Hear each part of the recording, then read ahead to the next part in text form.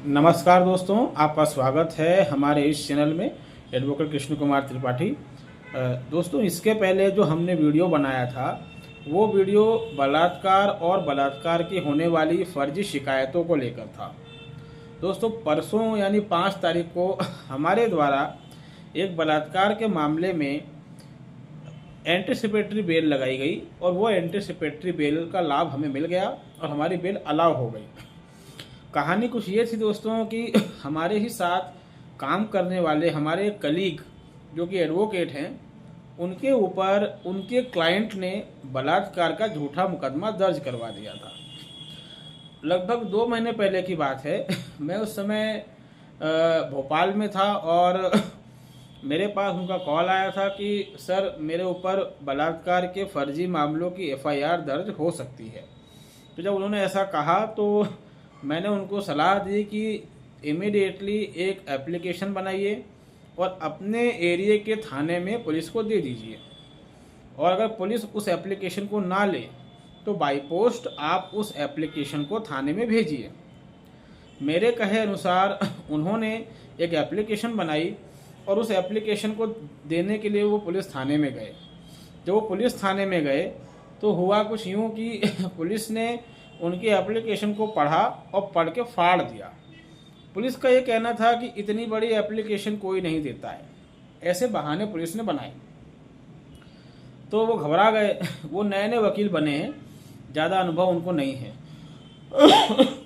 तो जब वो घबरा गए उसके बाद उन्होंने मुझे वापस कॉल लगाया कि सर, पुलिस से तो एप्लीकेशन ली ही नहीं। तो मैंने कहा कि आप एक काम करें, एप्लीकेशन को बाई पोस्ट थाने पर भेजें और उसमें सारे फैक्ट लिख दें और आप जो हैं उनसे कह दें कि मेरे ऊपर लड़की झूठा रेप केस लगाने की धमकी दे रही है, मुझे ब्लैकमेल कर रही है।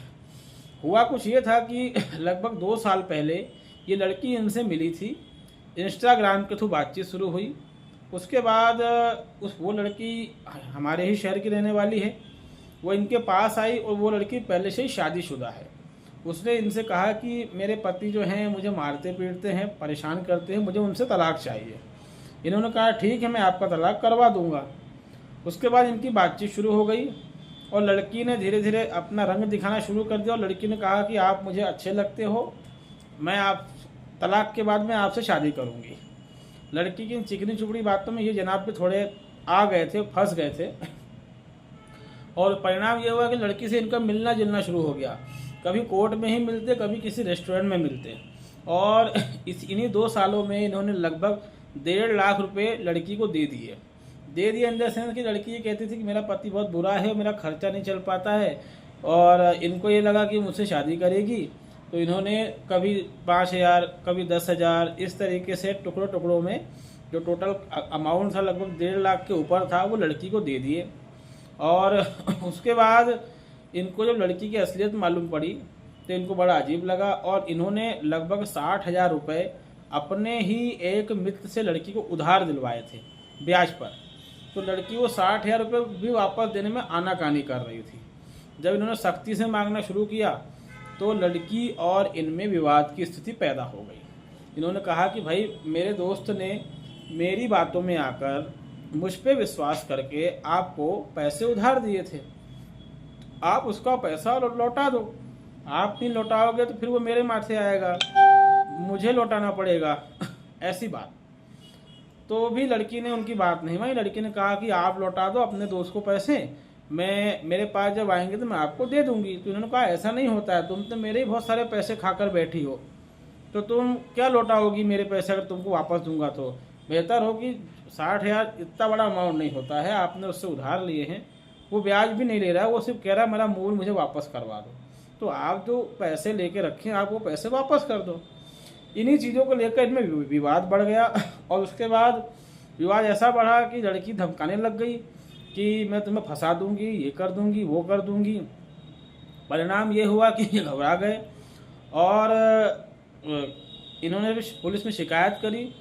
पुलिस ने शिकायत लेने से मना कर दिया तो इन्होंने बाई पोस्ट रजिस्टर्ड पोस्ट से पुलिस को शिकायत भेजी। उसके बाद सीएम हेल्पलाइन में भी इन्होंने शिकायत करी, EFIR भी इन्होंने करी जिसको पुलिस ने कैंसिल कर दिया था।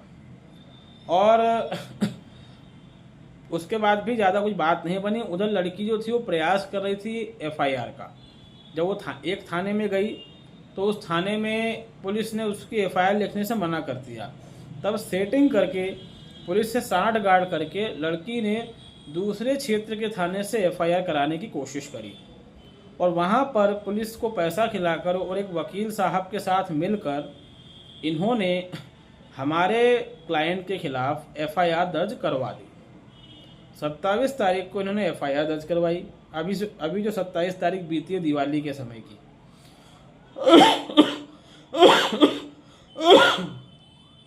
लेकिन एफआईआर करवाने के पहले हमारे द्वारा लड़की के विरुद्ध कोर्ट में प्राइवेट कंप्लेंट की जा चुकी थी, जिसमें हमने सारे तथ्यों को स्पष्ट करके कोर्ट के सामने प्रस्तुत कर दिया था, और हमने बता दिया था कोर्ट को कि किस तरीके से लड़की ने पैसे उधार लेके रखे हैं, वो पैसे वापस भी नहीं कर रही है और हमें ब्लैकमेल कर रही है।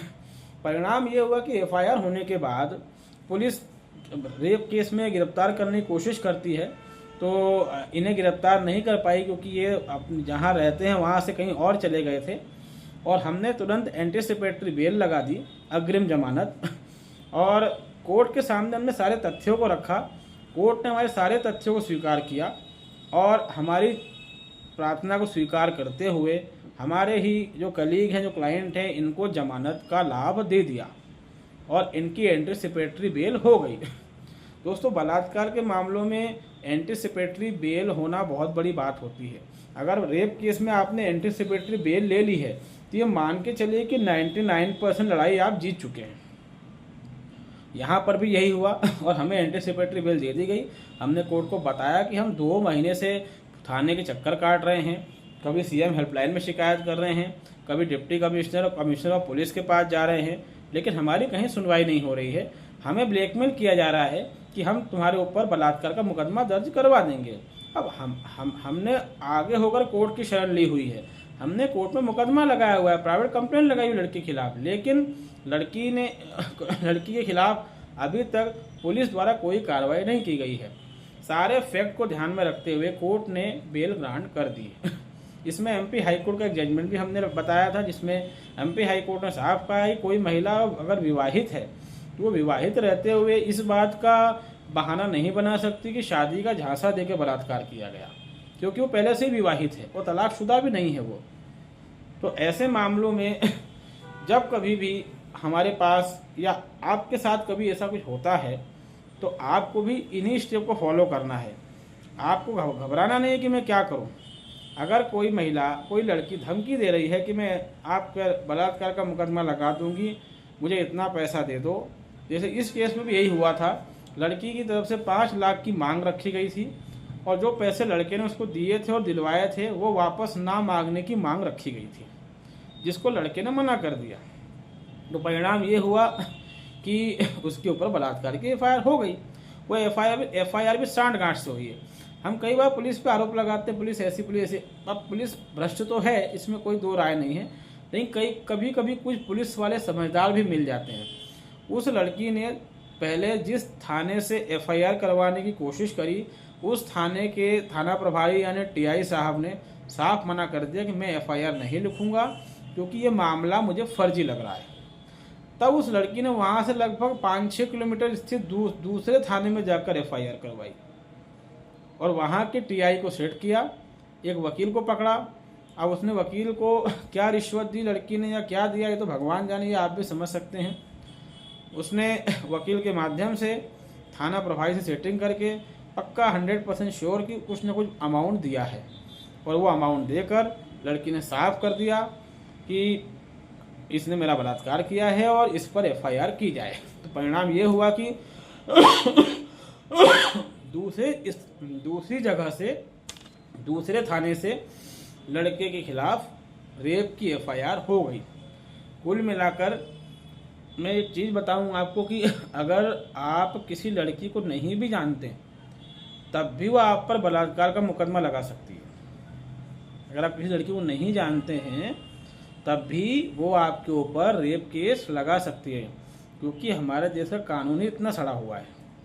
और ये जितने भी कानून हमारे देश में हैं सबके पीछे राजनीतिक मंशा होती है।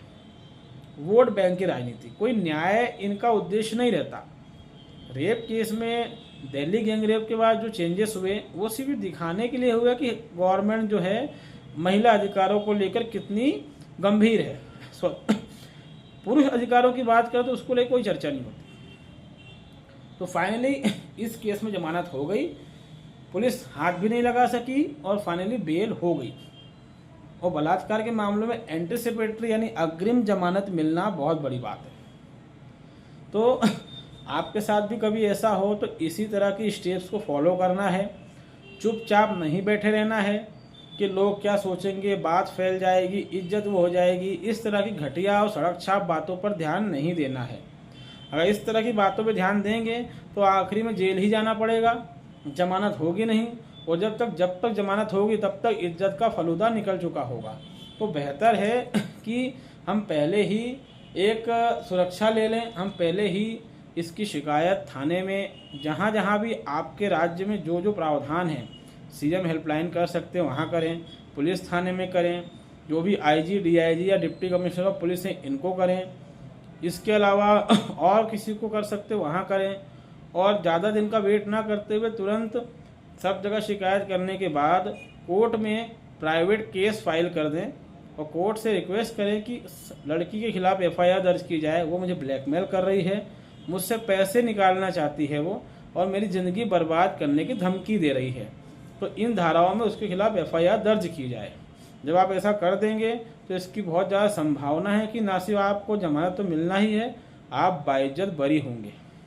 तो उम्मीद दोस्तों आपको हमारा ये वीडियो पसंद आया होगा और इसमें जो जानकारियाँ हमने आपको दी हैं ये जानकारियाँ भी आपको पसंद आई होंगी। अगर आप हमारे चैनल में नए हैं तो इसको लाइक करें, इसको सब्सक्राइब करें, इसको शेयर करें दोस्तों। तब तक के लिए बहुत बहुत धन्यवाद। नमस्कार।